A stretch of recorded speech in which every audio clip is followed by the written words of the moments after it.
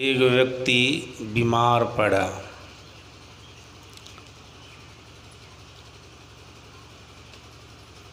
ऐसी बीमारी उनको हुई थी, उनके शरीर में बहुत पीड़ा हो रही थी,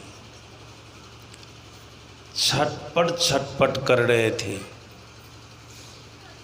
बेचैन थे। उनकी छटपटी को देखने के लिए, उनकी बेचैनी को देखने के लिए समाज के बहुत सारे लोग आए। लोगों की भीड़ लग गई। संजोग परमात्मा की लीला, वहाँ पर एकाएक एक महात्मा आ गए। सभी लोगों से पूछे क्या बात है, आप लोग किस चीज़ की भीड़ लगाए हैं, क्यों लगाए भीड़? ग्रामीण सभी लोगों ने एक स्वर से कहा कि हमारे ही गांव के एक ऐसे व्यक्ति हैं जिनको ऐसी बीमारी हुई है, वो छटपट छटपट कर रहे हैं, पीड़ा से चिल्ला रहे हैं, बहुत दुखी है। उन्हीं को देखने के लिए सभी लोग आए हैं। महात्मा जी भी पीड़ित व्यक्ति को देखे। इनको देखने के बाद हृदय में दया आ गई। एक टक से महात्मा जी पीड़ित व्यक्ति को देख रहे हैं। इतने में गांव के कुछ लोग बोले, समाज के कुछ लोग बोले, महात्मा जी आप तो संत हैं, आप चाहेंगे पीड़ित व्यक्ति की पीड़ा खत्म हो सकती है। महात्मा जी भी एकाएक बोले, हाँ खत्म हो सकती है। समाज के लोगों ने कहा ख़त्म कर दीजिए। महात्मा जी ने कहा समाज के लोगों को आप लोगों की एक काम करना होगा। समाज के लोगों ने कहा बताइए कौन सा काम करना होगा? महात्मा जी ने कहा आप लोगों में से कोई भी आदमी स्वर्ग की एक चुटकी मिट्टी ला करके दीजिए। वह मिट्टी इस पीड़ित व्यक्ति को खिलाऊंगा तो ये पीड़ा से मुक्त हो जाएंगे, ये दुख से मुक्त हो जाएंगे। तो समाज के सभी लोग एक दूसरे का मुख देखने लगा। स्वर्ग की मिट्टी कौन ला सकता है? आप ही लोग आज तक बचपना से लेके जब से होश हुआ आज तक स्वर्ग के बारे में सुने हैं, देखे तो नहीं। जो पढ़े लिखे लोग हैं धर्म ग्रंथ में पढ़े भी हैं कि स्वर्ग भी कोई चीज़ होती है, स्वर्ग भी कोई स्थान होता है, लेकिन अभी तक कोई स्वर्ग को देखे हैं? देखे तो नहीं है, केवल सुनते रहते हैं। अब एक दूसरे का मुख देखने लग गए। महात्मा जी जैसी बात बोल दी है कि लो हम लोगों के लिए संभव है। स्वर्ग की मिट्टी कहाँ से लेंगे, कैसे लेंगे? स्वर्ग को कोई देखे हैं? कोई नहीं देखे स्वर्ग को। एक दूसरे का मुख देख रहे हैं। जो नौजवान हैं, जो वृद्ध व्यक्ति हैं, बोले तो असंभव बात है। इतने में देखिए क्या होता है। एक छोटा सा बच्चा था, वह बच्चा दौड़ करके अपने घर गया। उनके माता पिता तख्त पर बैठे हुए थे, मतलब चौकी पर बैठे हुए थे। गए, माता पिता का चरण नीचा था, चौकी से लटका हुआ नीचा था। माता पिता के चरण में जो धूल लगी हुई थी, उस धूल को झाड़ लिए बढ़िया से, चुल्लू में ले लिया, हाथ में ले लिए, चले गए महात्मा जी के पास। हम महात्मा जी को बोले लीजिए महात्मा जी, स्वर्ग की मिट्टी लीजिए और इस पीड़ित व्यक्ति के पीड़ा को दूर कीजिए। वहाँ जो देखने वाले समाज के लोग थे सब अवाक रह गए। हम लोगों की हिम्मत नहीं हुई कि स्वर्ग की मिट्टी ला करके महात्मा को दें। अब पता भी नहीं स्वर्ग का स्वर्ग कहाँ पर है। आज तक केवल सत्संग में सुने हैं, धर्म ग्रंथ में पढ़े हैं। और ये बच्चा कहाँ से स्वर्ग की मिट्टी ले आया और गौरव के साथ कह रहा है कि महात्मा जी लीजिए स्वर्ग की मिट्टी है, पीड़ित व्यक्ति को खिलाइए, इसकी पीड़ा दूर हो जाएगी। हाँ तो ऐसा ही कहा था, महात्मा जी ले लिए। तब पूछते हैं स्वर्ग की मिट्टी तू कैसे लाया। तब देखिए बच्चा क्या कहता है, हम कभी सत्संग में सुने थे एक विशेष महापुरुष अपने प्रवचन में बोल रहे थे, माता पिता के श्री चरणों में स्वर्ग का वास होता है। जब माता पिता के श्री चरणों में स्वर्ग का वास होता है, स्वर्ग वहीं पर है, और वहाँ से हम चरण धूल लेंगे तो स्वर्ग की मिट्टी हुई कि नहीं। मैं अपने माता पिता के चरण से मिट्टी झाड़ करके लाया हूँ, वो चरण रज है, बस स्वर्ग तो वहीं पर है, माता पिता के श्री चरण में स्वर्ग वहाँ से मिट्टी झाड़ करके लाए चरण रज है माता पिता का। आप बोले थे स्वर्ग की मिट्टी तो लीजिए, खिला दीजिए पीड़ित व्यक्ति को। महात्मा भी समाज के लोगों को कुछ शिक्षा देना चाह रहे थे, इस प्रसंग को बना करके समाज के लोगों को समझाना चाह रहे थे कि देखो माता पिता के श्री चरण में स्वर्ग का वास होता है, इसकी क्या महिमा है, माता पिता के चरण रज की क्या महिमा है। जैसे महात्मा जी पीड़ित व्यक्ति के मुंह में वो मिट्टी दिया, तुरंत उसकी पीड़ा खत्म हो गई और वह स्वस्थ हो गया।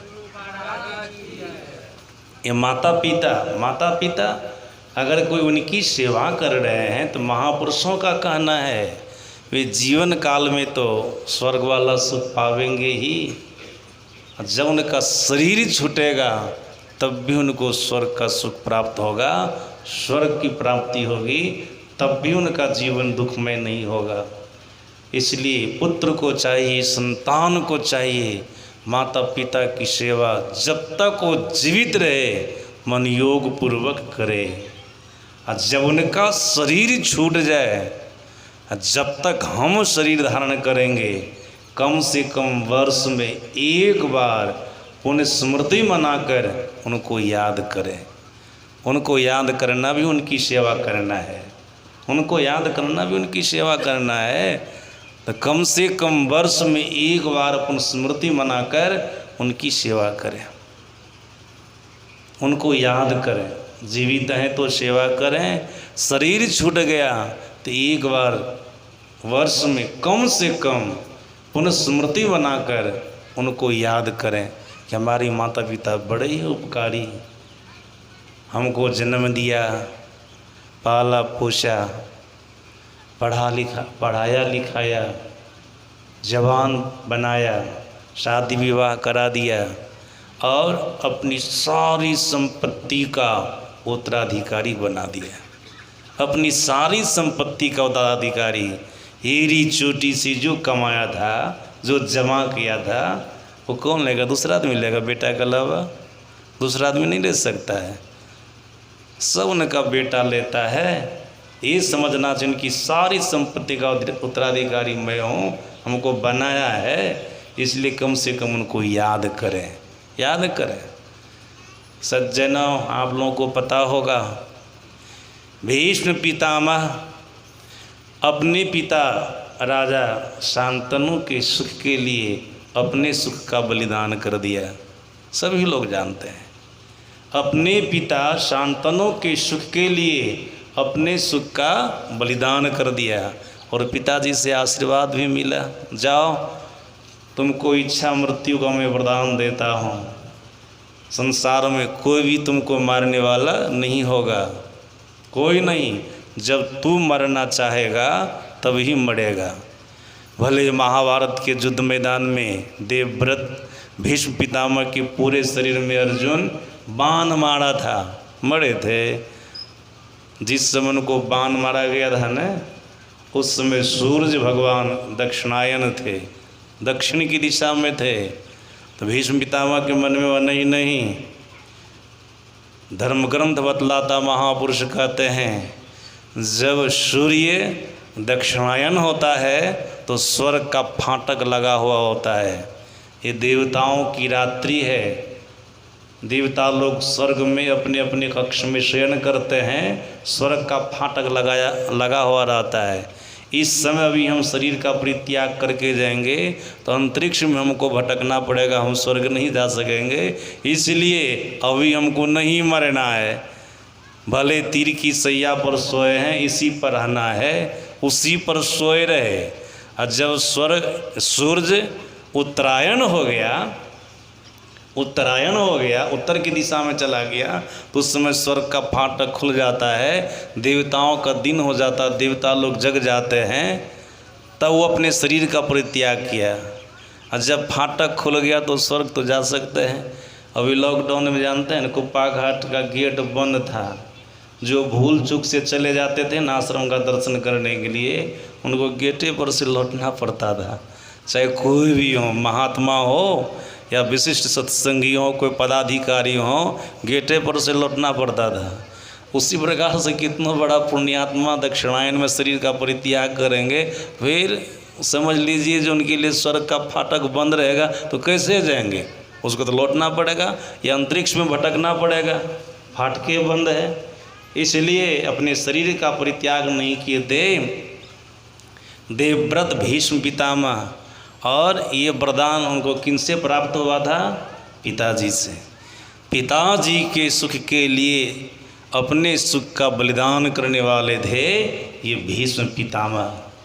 भीष्म पितामह सज्जनों, आप लोगों को पता होगा, गणेश भगवान शंकर के पुत्र हैं, भगवान शंकर के पुत्र हैं। भले अपने पुत्र के संबंध में पूरा नहीं जानते थे भगवान शंकर कि गणेश हमारा पुत्र है। कारण है, भगवान शंकर कहीं गए थे, इसी बीच में माता पार्वती को मन में हुआ कि नहीं, एक पुत्र को उत्पन्न करना चाहिए। तो कैसे? भगवान शंकर ने तब भी उत्पन्न करना, तो कैसे करेंगे? ये सर्वसाधारण महिला तो नहीं कर सकती है, या कोई सर्वसाधारण पुरुष भी नहीं कर सकते, ये महापुरुष की विशेषता है। तो माता पार्वती अपने शरीर की मैल से गणेश जी को उत्पन्न किया था और कहा था, बेटा जाओ गेट पर रहना, द्वारपाल बन करके रहना, मैं स्नान करने के लिए जा रही हूँ, जब तक मैं आदेश नहीं करूँ तब तक तू किसी को भीतर आने नहीं देना, किसी को भीतर आने नहीं देना। और आप लोगों को पता होगा, बहुत सारे लोग आए थे, उनको लौटा दिए। जब पुराण को पढ़िएगा तो आपको पता चलेगा। ऐसे भी मोबाइल में भी निकाल करके आप लोग देख सकते हैं। अंतिम में उनके ही पिता जो लगेंगे भगवान शंकर, वो आ गए। भगवान शंकर भी तो नहीं चिन्ह रहे थे कि हमारा पुत्र है, ये नहीं पहचान रहे थे। लेकिन पार्वती ने उनको उत्पन्न किया था, बनाया था अपने शरीर की मैल से। भगवान शंकर को भी रोक दिया, ये पिता को पहचाने ही हमारा ही पिता है। ऐसा भी नहीं को ज्ञान है, गणेश जी को भी ज्ञान नहीं है, ज्ञान गणेश जी भी नहीं जान रहे हैं और भगवान शंकर को भी पता नहीं है। गणेश जी को अपने पिता का पता नहीं और भगवान शंकर को अपने पुत्र का पता नहीं, रोक दिए। और आप लोगों को पता होगा, किसी भी शर्त में भगवान शंकर को घुसने नहीं दिया। अंतिम में भगवान शंकर उनकी गर्दन को काट दिए। अंतिम में गर्दन कट गई उनकी। भले मर गए तो आप कुछ भी कर सकते, अलग बात है, लेकिन आज्ञा का पालन तो किए है ना, आज्ञा का तो पालन किए हैं। सज्जनों, गणेश जी अपनी गर्दन कटा ली, लेकिन अपने पिताजी को भी घुसने नहीं दिए। उनको जानते नहीं थे, लेकिन माता पार्वती को पता चला हमारे पुत्र गणेश की गर्दन को हमारे ही पति भगवान शंकर ने काट दिया है। जानते हैं न, ऐसा क्रोध की है न, तीनों लोगों के प्राणी कांप गए हैं। ब्रह्मा विष्णु महेश को उनकी शरण में जाना पड़ा, कहा हमारे पुत्र को जीवित कीजिए, हमारे पुत्र को जीवित कीजिए, तब हम अपने क्रोध को शांत करेंगे। तो गणेश जी को जीवित किया गया है हाथी का सिर लगा कर उनको जिंदा किया गया। ये मातृभक्त हैं। भीष्म पितामह पितृभक्त हैं और ये मातृभक्त हैं, मातृभक्त है। सज्जनों, महापुरुषों ने कहा पुत्र को, संतान को मातृ पितृ दोनों भक्त बनना चाहिए, दोनों प्रकार का भक्त बनना चाहिए। भगवान परशुराम इन्हीं के लिए कहा जाता है ये मातृ पितृ दोनों भक्त थे, लेकिन पिताजी को विशेष ये मानते थे और तपस्या करके लौटे थे। तो पिताजी ने कहा था तुम हमारी बात को मानोगे? कहा आप पिता हैं, जो कहेंगे मानेंगे। कहा तू अपनी माँ की गर्दन को काट दो, ऐसा कहा था ना, तो अपनी माँ की गर्दन को काट दो। ऐसा क्यों कहा था? भगवान परशुराम के पिता का नाम था जमदग्नि ऋषि। सज्जना, उनकी पत्नी रेणुका थी, रेणुका थी। उनके ऊपर इनको भ्रम हुआ था ये इनका चरित्र गिर गया है, इनको ये दूसरे पुरुष को कुदृष्टि से देखी है, उनको चाहिए है, ये मन से व्यभिचार किया है, इसलिए ऐसा करवाए थे उनकी गर्दन काटो। ये गलत है, वास्तव में वो गलत नहीं थी, उनके ऊपर झूठा आरोप लगाया गया था। सज्जनों, वचन में आ गए थे, पिताजी को वचन दे दिए थे, ठीक है माँ की गर्दन में काट दूंगा, आपको मैं वचन दिया हूँ। काटे, काटने के बाद जमदग्नि खुश हो गए कि हमारी आज्ञा का पालन किया, और सब पुत्र को बोले थे आज्ञा का पालन नहीं किया, लेकिन ये परशुराम हमारी आज्ञा का पालन किया। उसी समय कहते पुत्र तुम्हारी सेवा से आज्ञा पालन, ये सेवा किया है, आज्ञा समझना सुसाही सेवा कहते न, आज्ञा का पालन कर रहे हैं, ये सबसे बड़ी सेवा है। बोले तू हमारी सेवा की है, मांगो क्या वरदान मांगता है। उसी समय कहते पिताजी आप वचन दीजिए, हमसे वचन लिए तो जो करवाए सो कर न दिए। कहा बेटा तू हमारी बात को माना, हमारी सेवा की है, हमारी आज्ञा का पालन किया है, मांगो तो क्या वरदान मांगता वही मैं तुमको दूंगा। कहा माँ की गर्दन काटे वो मर गई, उनको जीवित कर दीजिए, उनको जीवित कर दीजिए। इनको कहे मातृ पितृ भक्त दोनों भक्त हैं ने। अब जमदग्नि ऋषि कोई साधारण पुरुष तो नहीं थे, बोले ठीक है, ठीक है, तू हमारे वचन का, हमारे आदेश का पालन किया है, तो मैं जो तुमको वचन दिया उसका भी मैं पालन करूँगा।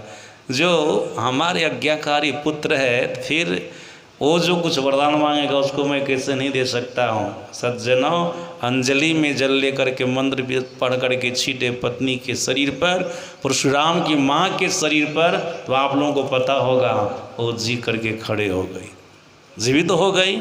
ये भगवान परशुराम मातृ पितृ दोनों भक्त हैं। श्रवण कुमार के लिए तो आप लोग जानबे न करते हैं, श्रवण कुमार ये भी मातृ पितृ भक्त थे।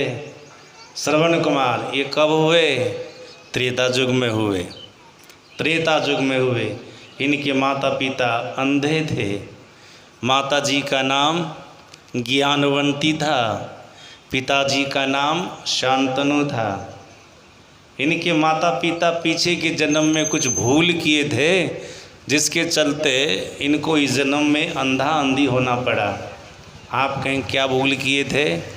मैंने पढ़ा इनके लिए, श्रवण कुमार के माता पिता पूर्व जन्म में एक साहूकार के पुत्र और पुत्र वधू थे। साहूकार वो सेठ जी साधु महात्माओं के प्रेमी थे, बहुत प्रेमी थे। कोई भी साधु महात्मा लोग उनके यहाँ आ जाते थे तो उनका अपमान नहीं करते थे, उनका अनादर नहीं करते थे, उनका सम्मान करते थे, आदर करते थे, अर्घ्य पाद से पूजन करते थे। आज मैं यहाँ पर जैसे आया, वो विद्यार्थी देख रहे पीछे में है, लाल शर्ट वाले के पीछे एक पात्र लाए, खाली पात्र, लोटा में पानी लाए, चरण को धोए, बड़ा श्रद्धा भाव से चरण को धो रहे थे। जल्दी चरण हम धोने नहीं देते, पैर धोने नहीं देते हैं, लेकिन इनके अंदर में भाव हम बहुत बढ़िया देखे। पलथी तो मार लिए थे तब भी हम पैर को नीचे कर दिए। फिर गृहपति सब जो भी हैं लगभग सब क्रम क्रम से आए, पैर को धोए, ये श्रद्धा देखे। ऐसा नहीं कि हमारे पैर को धोए तो हम बहुत बड़े हो गए, हमको बहुत बड़ा अहंकार हो गया कि हम बहुत बड़े सम्माननीय पुरुष इसलिए हमको हमारा पैर धोया गया, ऐसा नहीं। लेकिन श्रद्धा देखा गया इन लोगों के अंदर में साधु के प्रति, माँ के प्रति क्या श्रद्धा है। सज्जनों, सेठ जी स्वयं से साधु महात्माओं का आदर करते थे। अगर कोई महापुरुष आ जाते तो उनको आसन देते थे बैठने के लिए, अर्घ्य पाद से उनका पूजन करते थे, हर तरह से सम्मान करते थे। लेकिन एक दिन की बात है, उनके दरबार में एक संत आए जिनका नाम था त्रिजटा। संत का नाम था त्रिजटा। कोसों दूर से पैदल आए थे, धूप में चल कर के आए थे, पूरा शरीर पसीना से लथपथ हो गया था। सड़क पर की धूल उड़ करके शरीर पर पड़ी थी, शरीर गंदा हो गया था, पसीना की बदबू आ रही थी। तब भी सेठ जी ऐसा नहीं सोचे कि महात्मा गंदे हैं, इनका सम्मान नहीं करना चाहिए, इनका आदर नहीं करना चाहिए, ऐसा नहीं सोचे। उनको बैठने के लिए आसन दिए, बड़ा सम्मान किए, बड़ा आदर किए। अब सेठ जी के मन में होता है हमारे पुत्र का विवाह हुआ है, कुछ ही दिन हुआ है, हमारी पुत्र वधू भी यहीं पर है। आज तक तो मैं स्वयं से महात्माओं का सम्मान किया, आदर किया, अर्घ्यपाद से पूजन किया। आज मैं अपने पुत्र को और पुत्र वधू को कहता हूँ कि महात्माओं का सम्मान करे, उनका चरण धोए, उनका अर्घ्यपाद से पूजन करे, अपने पुत्र को बुलाए, पुत्र वधू को बुलाए। जैसे पुत्र और पुत्र वधू आए तो महात्मा जी को देखे तो उनका शरीर बड़ा गंदा था, शरीर में धूलें लगी हुई थी, पसीना से शरीर लथपथ था, पसीना की बदबू आ रही थी। उन दोनों के मन में महात्मा के प्रति अश्रद्धा हो गई। महात्मा कितने गंदे हैं, इतना गंदा नहीं रहना चाहिए। अब महात्मा जी तो बेचारे चल कर के आए थे, फ्रेश होते तब में शरीर साफ रहता, ये भी तो ख्याल रखना चाहिए उनको। आए पैदल आए, कोई गाड़ी से नहीं आए थे। हम लोगों के गुरु महाराज जी शुरू में अभी ना बहुत गाड़ी की व्यवस्था हो गई, सभी बाबा लोगों के पास, जो प्रचारक बाबा हैं सबके पास में गाड़ी है। गुरु महाराज के पास में शुरू में गाड़ी नहीं थी। 40-40 मील पैदल चल करके खड़ाओं पर जाते थे, संत में सत्संग का प्रचार करते थे। फिर बैलगाड़ी पर, ट्रैक्टर पर बैठ के जाते थे, जीप पर बैठ के जाते थे, बस पर जाते थे, ट्रेन पर जाते थे। बाद में वृद्धावस्था में सदगुरु महाराज को गाड़ी हुई।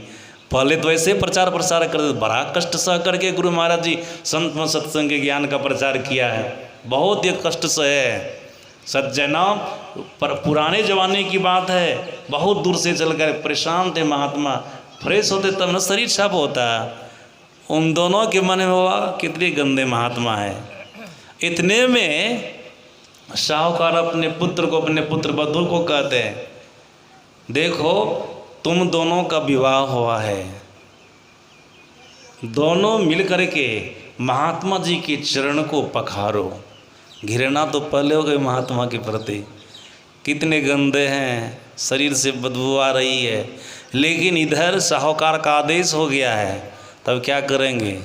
पुत्र वधू तो नहीं है, बेटा का विवाह हुआ है, तुरंत अभी कैसे आज्ञा को उल्लंघन करेंगे। भीतर से तो चरण धोने की इच्छा नहीं हो रही है, लेकिन पिताजी का आदेश हो गया इसलिए धोना पड़ रहा है।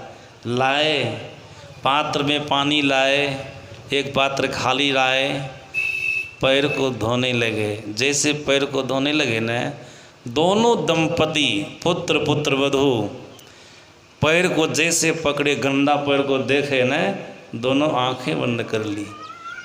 ये दोनों आँख जो बनने की तो साधारण महात्मा नहीं थे, भीतर जाने गए कि हमारे प्रति इनको श्रद्धा नहीं है, लाचारी में हमारे पैर को धो रहे हैं, लाचारी में। ऐसा इनको नहीं करना चाहिए। श्रद्धा नहीं हो तो नहीं करना चाहिए, ज़बरदस्ती नहीं करना चाहिए।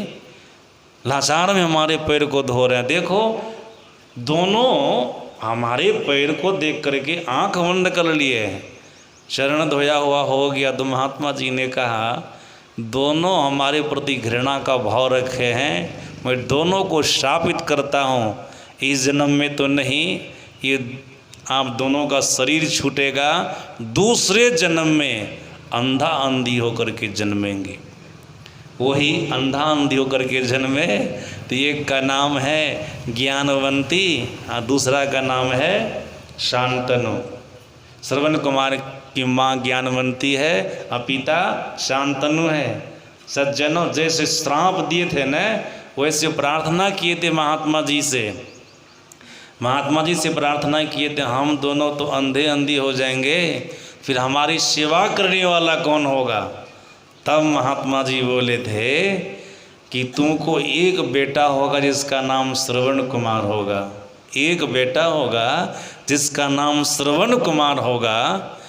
ओ तुम दोनों की सेवा मनोयोग पूर्वक करेगा, तुम दोनों की सेवा करेगा। सज्जनों, आप लोगों को पता होगा श्रवण कुमार पुत्र के रूप में आए, अंधांधी के पुत्र के रूप में आए।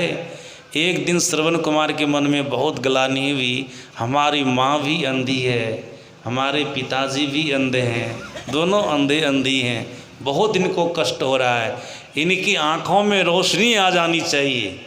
देखिए, जो सच्चे पुत्र होते हैं न, अच्छे पुत्र होते हैं न, माता पिता को दुख में देखना पसंद नहीं करते हैं।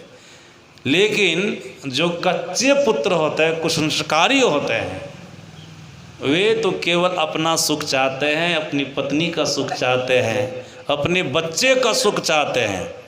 अरे इनका भी सुख चाहना चाहिए, नहीं चाहे सो बात नहीं है, लेकिन माता पिता को भुलाना नहीं चाहिए, उनके सुख के वास्ते भी कुछ सोचना चाहिए।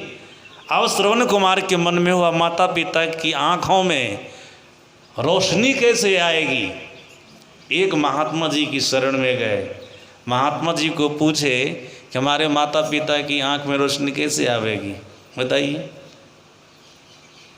कैसे आवेगी। महात्मा जी ने कहा, अगर अपने कंधे पर तराजू रखकर, तराजू की दोनों पलड़े पर माता पिता को बिठाकर 64 तीर्थ करवाओगे और 64 तीर्थ का जल उसको पान करवाओगे और आँख में छिट्टा मारोगे जल से, तो सुनो, मैं विश्वास दिलाता हूँ तुम्हारे माता पिता की आँखों में रोशनी आ जाएगी। ये कहा था। इसलिए श्रवण कुमार माता पिता को वहीं वो बैठा करके, तराजू वो बैठा करके तीर्थ कराने के लिए ले जा रहे थे। सज्जनों, याद रखिएगा, एक जगह जंगल होकर के गुजर रहे थे ना श्रवण कुमार, माता पिता को लेकर के जंगल होकर के गुजर रहे थे। एकाएक इनके मन में हुआ, हम कौन ऐसा काम करने लग गए, अपनी पत्नी के सुख का परित्याग किया, अपने घर के सुख का परित्याग किया, समाज के सुख का परित्याग किया। अभी समाज में रहते, गांव में रहते, घर में रहते, कितना सुख हमको मिलता है। इस अंधांधी के पीछे पड़ कर के हम बन बन भटक रहे हैं, जहाँ तहाँ भटक रहे हैं।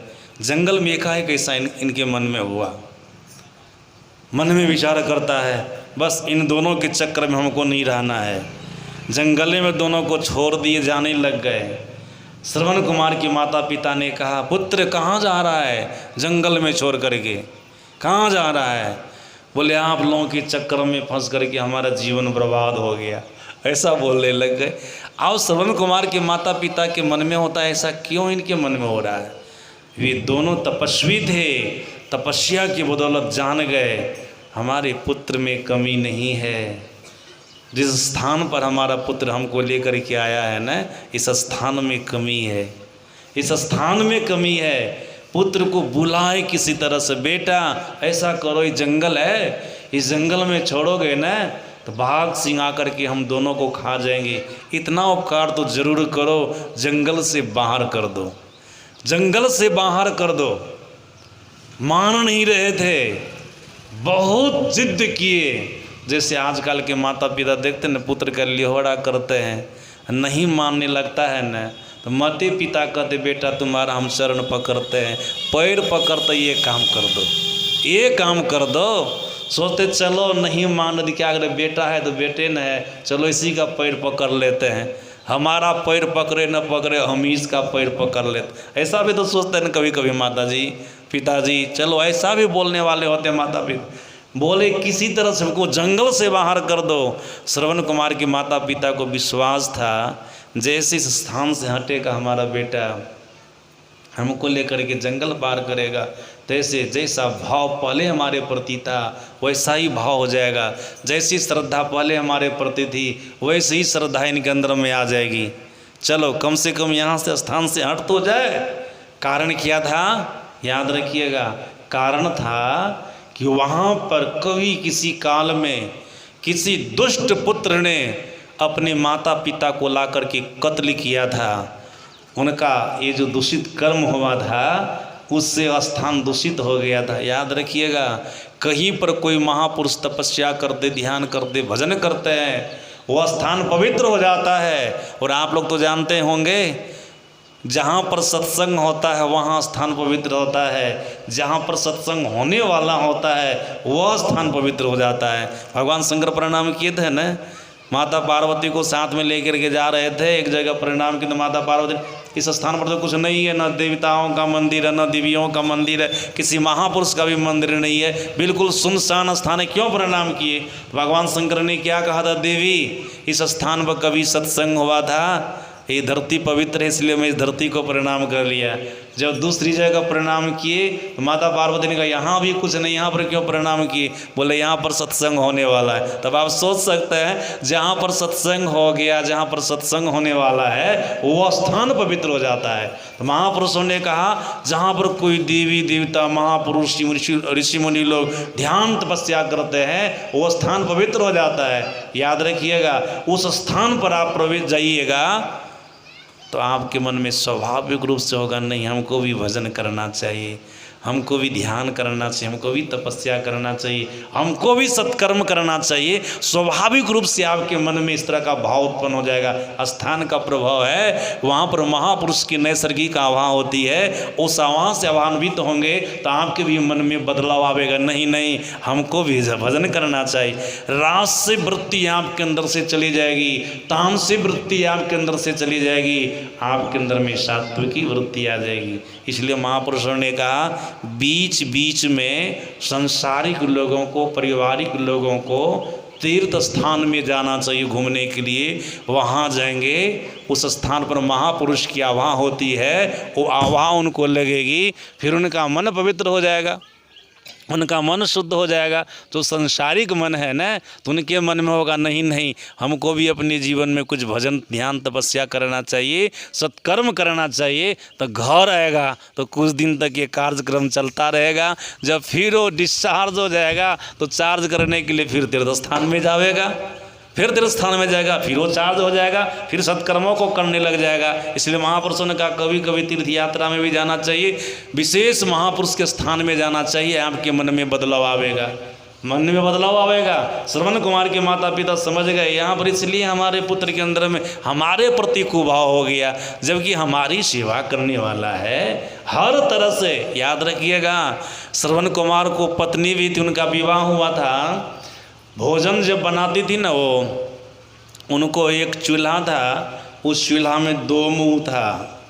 दो मुंह मतलब आँच लगाने वाला तो एक ही था, लेकिन बर्तन रखने वाला दो था। दो चूल्हा जिसको कहते हैं ना वो था। और रोज़ खीर बनाती थी उनकी पत्नी श्रवण कुमार के लिए, अपने सास ससुर के लिए भी खीर बनाती थी। याद रखिएगा, श्रवण कुमार के लिए दूध वाली खीर बनाती थी, लेकिन सास ससुर के लिए मट्ठा वाली खीर, छाछ वाली खीर। श्रवण कुमार की खीर में दूध ना उसमें रहता था, चीनी डालती थी, लेकिन सास ससुर के खीर में नमक डालती थी, नमक डालती थी, रोज़ खिलाती थी। खीर तो दोनों उजली है, मट्ठा भी उजला होता है और दूध भी उजला होता है। श्रवण कुमार को अपने पति को खिलाती थी, सास ससुर को एक ही जगह खिलाती थी, लेकिन थाली अंतर है, तो दोनों उजले उजले खीर, लेकिन दोनों खीर में अंतर होता था। श्रवण कुमार को दूध वाला खीर, चीनी वाला बढ़िया वाला खीर, और सास ससुर को मट्ठा वाला खीर, मट्ठा वाली खीर जिसमें नमक दिया जाता था। मट्ठा तो सभी लोग समझते हैं ना, जिसको घोड़ कहते, दही का घोड़, वो एक दिन ऐसा हुआ, श्रवण कुमार के मन में हुआ कि माता पिता का थाली बदल लेते हैं। पहले पिताजी के आगे से थाली लिए, अपने आगे में ले लिए और अपने आगे की थाली उनके आगे में दे दिए। बोले पिताजी गरम था, आप खा नहीं रहे थे, हमारी खीर ठंडी है, इसको आप खाइए। आप वाला हम खा लेंगे, हमारा वाला आप खा लीजिए। जैसे उनके पिताजी मुंह में लिए न, बोले श्रवण आज घर में खीर बना, कोई पर्व उरब है क्या? बोले पिताजी रोज़े तो खीर बनता है। का रोज़ हम कहाँ खीर खाते हैं, रोज़ तो हम घोड़ भात खाते हैं। घोड़े भात न था, रोज़ तो घोड़ भात खाते हैं, उसमें चावल, ये हम खीर कहाँ खाते कभी। श्रवण कुमार समझ गए थे हमारी पत्नी दो तरह की बातें करती है, दो तरह का व्यवहार करती है। जैसे खा करके देखें सही माने में पिताजी को जो थाली दी गई थी उनके आगे से हम थाली लिए हैं, ये तो घोड़ वाला खीर है। देखने में तो सब उजरे उजरे है, लेकिन ये घोड़ वाला खीर है, असली खीर नहीं है। फिर माताजी की थाली का खीर उठा करके खाए तो वही, जब अपनी थाली का खीर उठा कर, ये मीठी खीर है, बढ़िया खीर है। उसी दिन प्रण किए थे आज दिन से मैं स्वयं से भोजन बना करके माता पिता को भोजन कराऊंगा। उस दिन से श्रवण कुमार स्वयं से भोजन बना दे, पत्नी को भोजन बनाने के लिए नहीं देते थे, अपने से भोजन बना करके माता पिता को खिलाते। ऐसे थे माता पिता के सेवक श्रवण कुमार। लेकिन आज जंगल में इस तरह का कुभाव क्यों उत्पन्न हुआ है? श्रवण कुमार के माता पिता जान गए यहाँ पर कोई कुपुत्र, कुपात्र बेटा, नीच बेटा अपने माता पिता को घर से ले आकर के यहाँ कत्ल किया था, यहाँ कत्ल किया था। आप लोग कभी सुने होंगे, स्मरण में आ जाएगा, मनिहारी में भी एक ऐसा कुपात्र बेटा था, उनके पिताजी के पूरे शरीर में कोढ़ रोग हो गया था। कोढ़ रोग, वो एक जगह बैठ करके थूकता रहता था, कहीं आता जाता नहीं था। उनके शरीर में मक्खियाँ लगती रहती थी, भिन्न भिन्न मक्खियाँ सब करती रहती थी। तो कोढ़ी व्यक्ति के पुत्र के मन में हुआ ये जल्दी मरने वाला नहीं है, इसलिए इसको जिंदे गंगा जी में भसा देना चाहिए, ये मरेगा नहीं, बाप को जिंदे भसा देना चाहिए। तो सज्जनों, बाप को जिंदे रात में बोड़ा में कस करके गंगा जी में जाकर के भसा दिया था। गुरु महाराज उस समय सौ शरीर में थे, वहाँ ध्यान साधना शिविर चल रही थी। साधक लोग शौच करने के लिए जब प्रातः काल गए ना, देखते हैं कि गंगा जी में कोई उब डूब कर रहा है।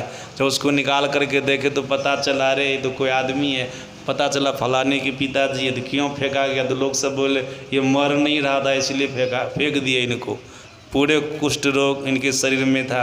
अभी भी तो ऐसे आदमी, तो ऐसे पुत्र तो होगा ही संसार में। सज्जनों, प्राय समाज में मैं घूमता रहा था तो लोग कहते रहते ना कैसा कुपात्र बेटा जन्मा है जो हमारी सेवा नहीं करता है, हमारी सेवा नहीं करता। मैंने मार्कंडेय पुराण में पढ़ा, आप लोग ध्यान से सुनिएगा, जो माता पिता को अपमान की दृष्टि से देखता है, अनादर की दृष्टि से देखता है, माता पिता का अपमान करता है, जब उनका शरीर छूटता है, जमराज का दूत उनको नरक में ले जा करके गलास भर करके घाव का पीव देता है पीने के लिए। इसलिए आप लोग याद रखिए, कभी भी माता पिता का अपमान नहीं कीजिएगा, अनादर नहीं कीजिएगा, कभी भी नहीं। सज्जनों, यहाँ पर थोड़ा श्रवण कुमार के मन में हो रहा है क्या हम चक्कर में फंसे हैं। तो उनके माता पिता जान गए, तपस्वी न थे, क्यों उनके मन में कुभाव उत्पन्न हुआ। इसलिए बोल दे बेटा थोड़ा सा जंगल से निकाल न दो। जब थोड़ा जंगल से निकाल दिए, जंगल को पार करा दिए, तब देखिए एक श्रवण कुमार के अंदर में सात्विकी भाव उत्पन्न हुआ। सात्विकी भाव उत्पन्न हुआ, रे जिस माता पिता की सेवा के लिए मैं संसार के सारे सुख का तिलांजलि दे दिया, सारे सुख का परित्याग कर दिया, आज देखो हमारे अंदर में उस माता पिता के प्रति क्या कुभाव हो गया। मैं माता पिता को जंगल में ही छोड़ रहा था, माता पिता के श्री चरणों में गिरा, क्षमा मांगने लग गया। उनके माता पिता ने कहा, श्रवण तुम्हारा दोष नहीं, मैं अपने पुत्र को श्रवण को बढ़िया से जानता हूँ। माता पिता बोल रहे, बढ़िया से जानता हूँ कि हमारा श्रवण कभी भी अपने माँ बाप का अनादर नहीं कर सकता। पिताजी बोल रहे हैं हमारा श्रवण कभी भी अपने माँ बाप का अनादर नहीं कर सकता है।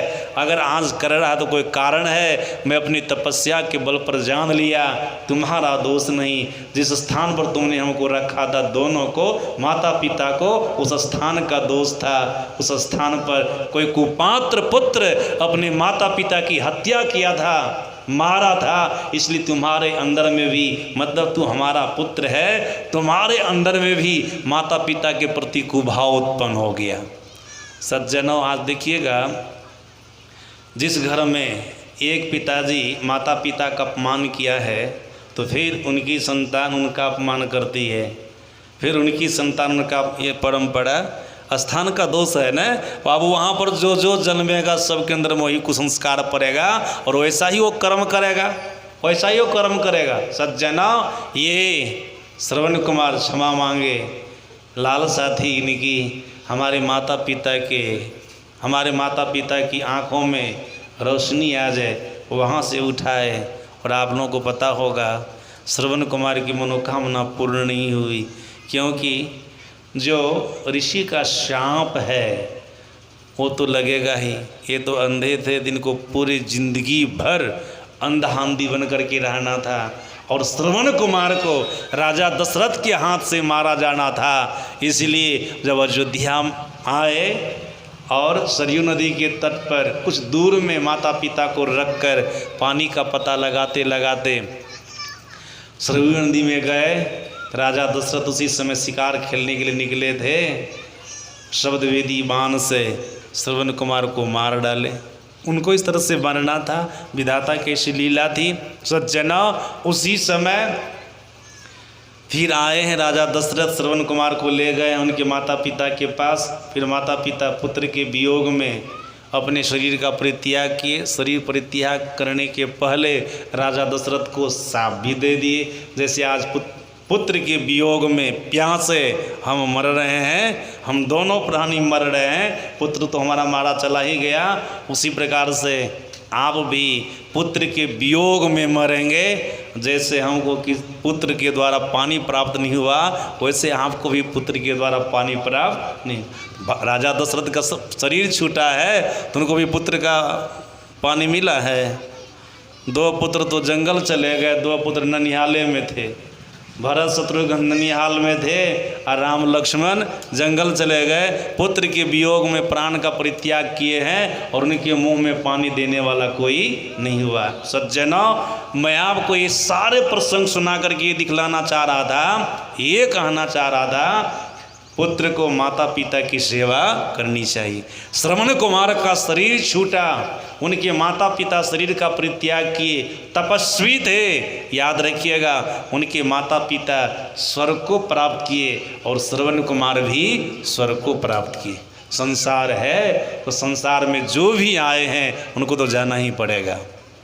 आए हैं सो जाना तो ही पड़ेगा, जाना तो पड़ेगा ही। सज्जनों, गए, लेकिन याद रखिएगा, आज ये त्रेता युग में घटना घटी, पुत्र को माता पिता की सेवा करनी चाहिए, आज तक वो चर्चा चल रही है, आज तक वो चर्चा चल रही है। श्रवण कुमार का नमूना संसार के लोगों को दिखाया जाता है, वो कैसे थे माता पिता के भक्त, कैसे थे माता पिता के भक्त। और शास्त्रकार का कहना है, महापुरुषों का कहना है, जो पुत्र माता पिता की सेवा करने वाला होता है उसकी अधोगति कभी नहीं होती है। तो कन्हैया लाल और आशीष जी, आप ही आशीष जी, याद रखिएगा, आप दोनों भाई खड़े हो जाइए, सब लोग देख लेंगे। दोनों भाई याद रखिएगा, कन्हैया जी और आशीष जी, जब तक शरीर रहेगा माता पिता को नहीं भूलिएगा। माता जी है कि नहीं? माता जी भी नहीं, पिताजी शरीर छोड़ दिए। दोनों की पुनस्मृति एक ही में मिला करके साल में एक बार उनके नाम पर सत्संग कराइएगा। सारी संपत्ति का अधिकारी आप लोग हो गए ना। आप लोगों को जोग बनाए, पढ़ा लिखा करके आप लोग भी अपने काम करते होंगे, तो सब कुछ उन्हीं का देना है, सब कुछ उनका दिया हुआ है। अगर उन्हीं के नाम पर साल में एक बार थोड़ा खर्ची हो गया तो हर्ज वाली बात है नहीं। इससे आपके घर के संस्कार अच्छा बना रहेगा, आप लोगों का संस्कार अच्छा बना रहेगा। माता पिता का स्मरण भी हो जाएगा, यादगारी भी हो जाएगी, समाज के लोगों के भी संस्कार का निर्माण होगा, सत्संग होगा तो उनके भी अंदर में अच्छे संस्कार का निर्माण होगा, वे भी बहुत कुछ सीखेंगे, समझेंगे, सतपथ को अपने जीवन में अपनावेंगे और अपना जीवन को सफल बनावेंगे। तो आप लोग कम से कम एक बार दोनों का नाम जोड़ करके माता पिता उनकी स्मृति वर्ष में मनाइएगा, आप लोगों का इहलोक परलोक दोनों बने।